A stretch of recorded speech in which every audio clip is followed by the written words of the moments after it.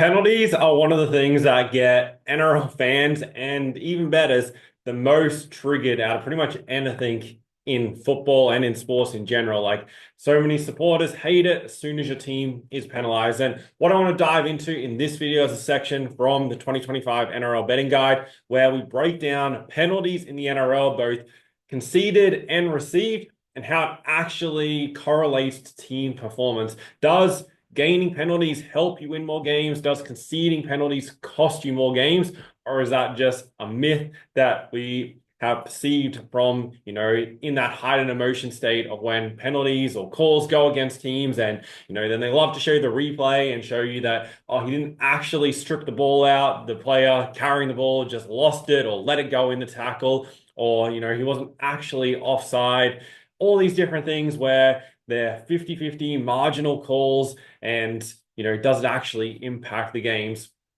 So looking at 2024, first of all, the team that received the most penalties were the Dragons. And coincidentally, they're also the team that conceded the least number of penalties as well. So they were clearly number one on penalty differential and finished 11th overall in the season. They won 11 games and finished with a minus 126 point differential. And on that point differential, probably more so should have been a bottom four side. So definitely exceeded the number of games that they probably should have won with that kind of points difference. But they're the team that, benefited the most from the referees. And they did see, in fairness, a pretty big turnaround from previous seasons.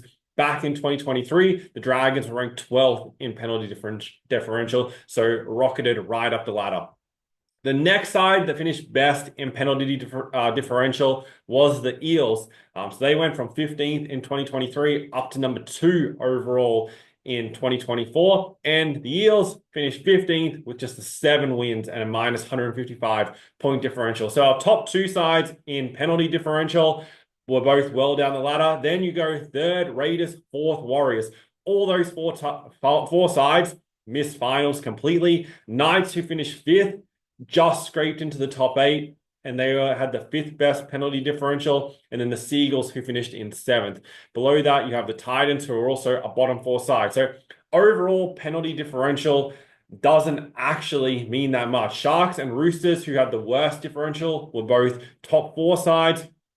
Panthers, who won the overall premiership, ranked 12th overall and had basically dead even differential. Now, what I want to zoom in here on is a couple of things. Firstly, when we look at the average penalties for, one thing you might notice, especially, if you support one of the Queensland sides or you just support any of the Queensland teams, is that the 4 Queensland sides, your Titans, Cowboys, Dolphins, and Broncos, are all in the bottom 5 in penalties received in 2024. Titans were the best at 5.3, Broncos the worst at 4.3 penalties received. Now, I don't know if that's, just a coincidence of the 2024 season. Broncos have kind of made a name for themselves when I was going back through previous years. In 2023, they ranked 8th, and that was obviously their best season. 2022, they ranked last, and 2021, they ranked second last in penalties received. So as much as, we see the Broncos play prime time every Thursday and Friday night, and, with big crowds, it feels like, they might get a lot of penalties, but that hasn't historically been the case.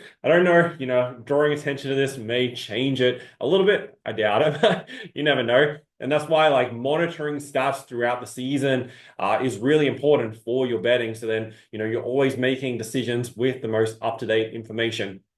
But it's definitely interesting that, those 4 Queensland sides are all right down the bottom in the penalties received. Of the other Queensland sides, Dolphins have both been in the second half of the league in the past in their 2 seasons. Cowboys, a bit up and down. Titans, this is the first year they've been well down in penalties received. Normally, they've been a top 5 side each of the previous seasons. So definitely interesting, something to monitor. But as much as, it's good receiving penalties, what I really want to draw attention to in this video, and this is your big take-home factor, not only for your betting, but also when you're watching games in general. And it's just interesting how this factor plays into the performance of games and how teams win. So penalties conceded. So when they're in defense and giving away penalties, did forget to mention off the top, the one big caveat to all this, like here we're just looking at raw numbers, but when looking at penalties, a big contributor is the timing of those penalties. Like giving away a penalty on the fifth tackle is a lot worse than giving away a penalty on the first tackle.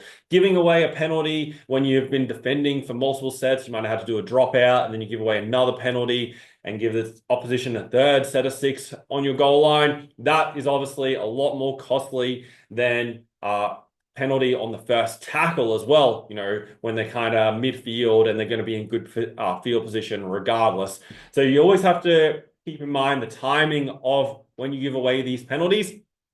But overall, raw numbers wise, if we look at this, of the sides that conceded the least number of penalties, we got the Dragons, Broncos, Titans, Raiders, Cowboys in this order, Warriors, Eels. Those are the 7 teams that conceded the least number of penalties. The only side of those 7 teams that made finals in 2024 were the Cowboys.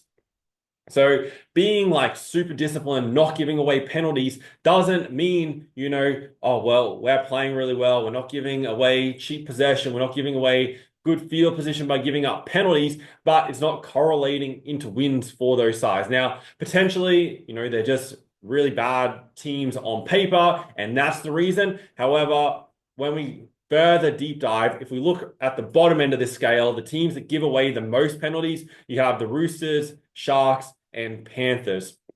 Those 3 teams, Penrith are obviously premiership winners. Sharks, Roosters, both top 4 sides. And as we mentioned, Sharks and Roosters both received the least number of penalties. And the Sharks, just for instance, received a really low number of penalties. So they've been down towards the bottom in both sides of the ball. But, as we can see here, giving away these penalties, we do have, a couple of other bad teams in there, your Rabbitohs and Tigers. But then if you go up a little bit high, the Bulldogs are in there, Dolphins are in there, who were in the top 8 for majority of the season, only just slipped out late. Knights who made finals, then your Storm and Seagulls. So pretty much, aside from the Rabbitohs and Tigers, who are just teams who couldn't defend anyway, and we're gonna cover lots of different topics statistically from previous seasons and how they impact. But your Rabbitohs and Tigers were just teams that couldn't defend whatsoever, and that is part of the reason. But outside of those 2, your top 8 sides are all in the bottom half of penalties conceded. So what this means and what I'm kind of looking at, in determining these teams' performances and realizing is that giving away penalties likely is a good thing in defense as long as you time them well. If you can do that, then we know that, like, if you're giving away penalties, you're likely playing more aggressive in defense. You have a higher likelihood of making a high tackle, being offside, holding down in the play of the ball, all those kind of things that, result in penalties. Getting off your line too quickly and being called offside. However, that aggressiveness likely and generally transcends into forcing the opposition to play off the back foot. They're not getting as many meters on each play because your line speed's a lot quicker. You're holding down in the tackle, so they're not getting quick play the balls. But then, while your defense is backtracking, they're, running towards you as you're still trying to get back because of such a quick play the ball. And then other factors like you're really aggressive in the tackles, and that's sometimes, being penalized for doing an illegal act, but other times forcing an error. The player gets hit really hard and then, makes an error when getting up to try and play the ball and fumbles it and those kind of things. So yes, you're going to give away more penalties, but you're going to force more mistakes at the same time. And also just being more aggressive in defense puts a lot more pressure on that opponent physically as well. And the other thing that we've kind of known for many, many years is with so much media influence and TV broadcasting in the NRL, everyone knows the penalty count. If, one side's been receiving a stack of penalties, everyone knows about it, especially if the home team is the one on the wrong side of that and the crowd gets more involved. And by the end of the game, most of the time that penalty count has evened up. And there's only, a handful of games where there's massive discrepancies.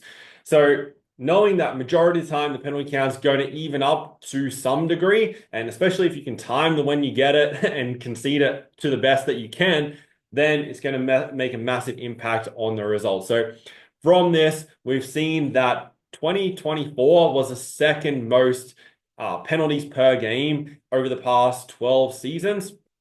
The only other year that had more penalties per game was the 2020 season. So not only were we seeing more referee involvement with penalties last season, we also saw double the amount of set restarts that there were in the first season of their bringing in the set restart rule.